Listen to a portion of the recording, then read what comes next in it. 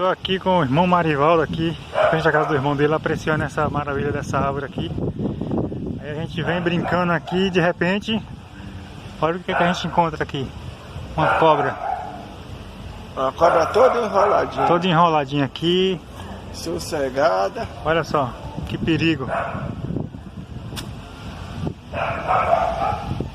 Nem tudo que é lindo a gente pode botar na mão.